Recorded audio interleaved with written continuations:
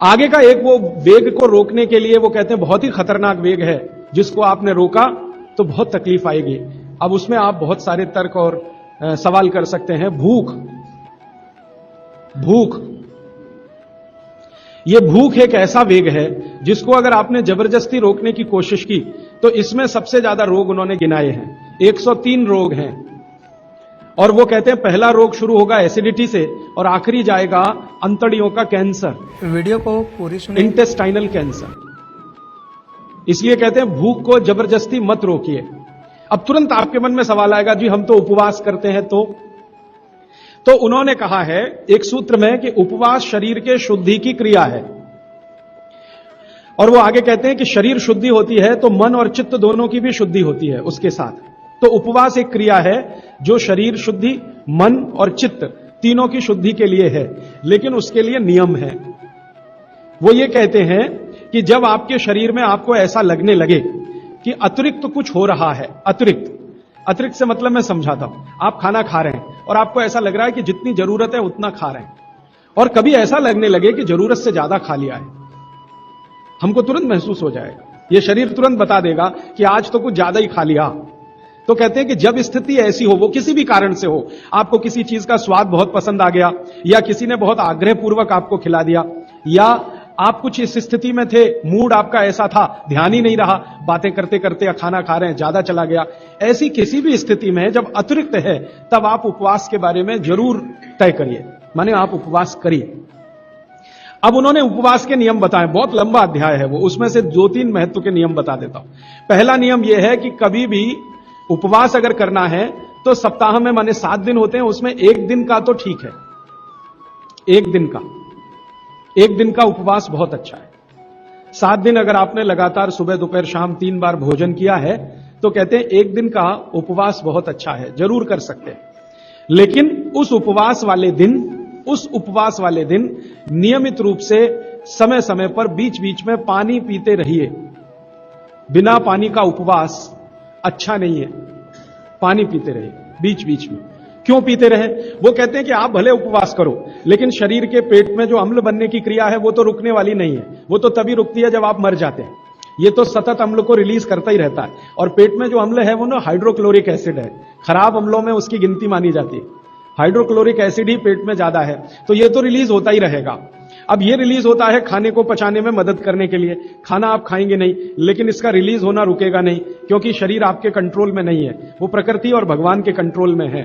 तो वो कहते हैं कि थोड़ा पानी पीते रहें, तो ये जो HCl है ये डाइल्यूट होके पेशाब के रास्ते निकलता रहे तो हानि नहीं पहुंचाएगा। और अगर आपने पानी नहीं पिया उपवास में तो ये हाइड्रोक्लोरिक एसिड आपकी अंतड़ियों को जला डालेगा, आंतों को जला डालेगा, तब आप कोई गंभीर बीमारी के शिकार होंगे, और तब आप शायद परेशान हो जाएं और आपकी बीमारी ठीक भी ना होने पाए। क्योंकि भागवत जी कहते हैं कि शरीर के किसी भी अंग का कोई परमानेंट डैमेज हो गया तो उसका रिपेयरिंग नहीं होता। एक बार डैमेज हुआ परमानेंट तो रिपेयरिंग नहीं होता। तो फिर आपको क्या होगा? अल्सर होगा, पेप्टिक अल्सर होगा, घाव बन जाएगा आंतों में, और फिर वो इतनी खराब स्थिति में लेके जाएगा कि डॉक्टर कहेगा आंतें काट के निकालो। तो ये मत करिए। वो ये कहते हैं उपवास करना हो तो 7 दिन 3 समय का भोजन किया है, 7 दिन माने 6 दिन, तो 7वें दिन आप एक दिन उपवास करिए, लेकिन थोड़ा थोड़ा पानी पी पी के उपवास करिए। मतलब ये है, दूसरे शब्दों में मैं कहूं, निर्जला उपवास मत करिए। अब हमारे यहां कई जगह मैंने देखा, दुर्गा माता का समय आएगा तो हम सब बहुत बार 7 दिन निर्जला उपवास करते हैं, 7 दिन लगातार। वो तकलीफ देगा आपको। आप करते हैं भक्ति भाव से, बहुत अच्छा है, लेकिन वो तकलीफ दे दे आपको शारीरिक रूप से, वो ठीक नहीं है। भागवत जी ने एक बहुत सुंदर सूत्र लिखा है। उन्होंने ये लिखा है कि जो शाकाहारी खाना खाने वाले लोग हैं, शाकाहारी, आप सब ज्यादातर उसी श्रेणी के हैं, इनके लिए उपवास अच्छा नहीं है ज्यादा लंबा। लेकिन जो मांसाहारी खाना खाते हैं उनको लंबे उपवास करने ही चाहिए। मांसाहारी खाना खाते हैं उनको लंबे उपवास करने ही चाहिए। तो शाकाहारी खाना खाते हैं उनको ज्यादा लंबे उपवास अच्छे नहीं है। अब ये उन्होंने लिख दिया, मैंने इसको फिर ऑब्जर्व करना शुरू किया। प्रकृति में 2 तरह के जानवर हैं, आप जानते हैं। कुछ हैं जो मांस ही खाएंगे, हिंसा करके ही अपना पेट भरेंगे, और कुछ हैं जो शाकाहारी हैं। गाय जैसे है, बकरी जैसे है, भैंस है, बैल है, चिड़िया है, ये सब शाकाहारी जीवों में गिनती होती है। लेकिन शेर है, चीता है, लगड़भग्गा है, लोमड़ी है, कुत्ता है, ये ऐसे जीव हैं जो मांस भी खाते हैं और कुछ तो मांस ही खाते हैं। जैसे सांप है, बड़े से बड़ा सांप अजगर ले लो और छोटे से छोटा रसल्स, वाइपर या करेत ले लो, ये मांस ही खाते हैं। मेढक को खाएंगे, छिपकली को खाएंगे, केंचुओं को खाएंगे, कुछ ना कुछ ऐसे जीवों को खाएंगे। लेकिन ये बड़े पक्के हैं नियम के, बाघ भट्ट का सारा कुछ इन्होंने ही सीखा है। हाँ, अजगर को मैंने बहुत ऑब्जर्व किया, वो एक बार खा लिया, वो कुछ भी खा लेगा। एक बड़ी से बड़ी बकरी को खा जाता है, हाँ इतना खा लेता अजगर, बकरे को खा लेगा, लेकिन खा लिया तो 15 दिन उपवास ही करेगा। 15 दिन उपवास करेगा, 16वें दिन ही दोबारा खाएगा फिर। तो भागवती जी कहते हैं कि नियम यह है कि अगर आप मांस खा रहे हैं किसी भी तरह का, तो आप लंबे उपवास जरूर करें।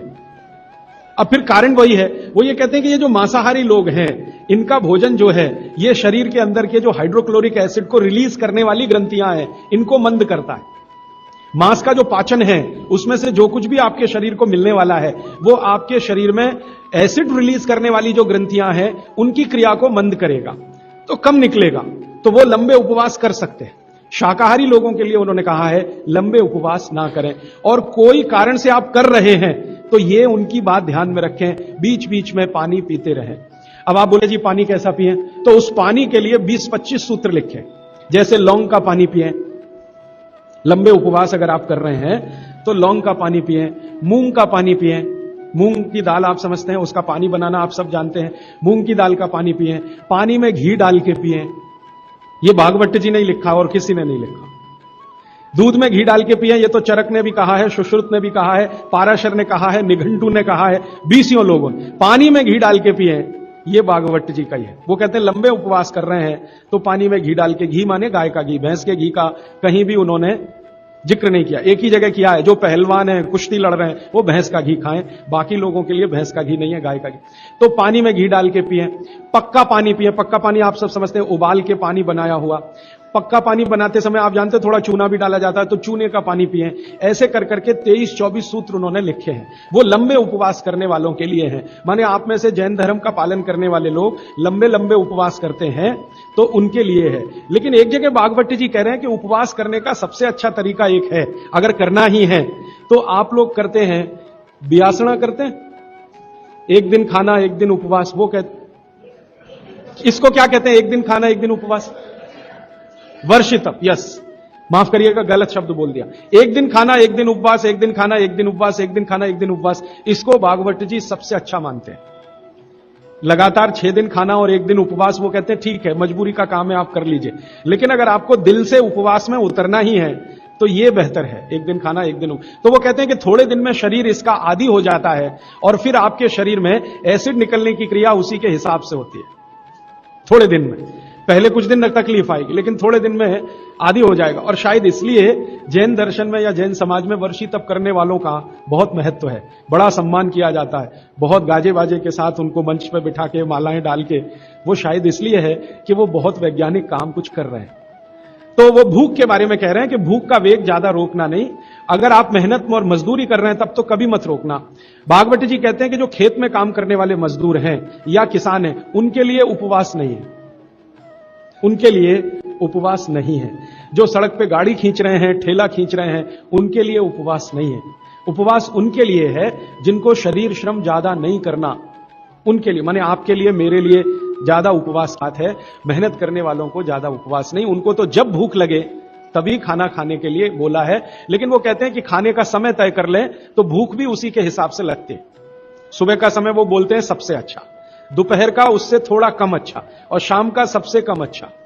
माने सुबह का नाश्ता या भोजन जैसा हो, दोपहर का लंच जो है नाश्ते जैसा हो, और रात का खाना तो बिल्कुल या कम से कम, शाम का खाना कम से कम हो। वो मैं पहले दिन आपको दूसरे दिन बता चुका। तो दोस्तों, वीडियो में आपने सुना कि भूख को रोकने नुकसान क्या क्या है और हम किस तरह फास्ट रख सकते हैं। अगर आपको वीडियो पसंद आया तो वीडियो को लाइक शेयर और कमेंट अवश्य करें। मिलते हैं जल्दी एक नई और बहुत अच्छी वीडियो के साथ। तब तक के लिए जय हिंद, जय भारत, जय श्री राधे।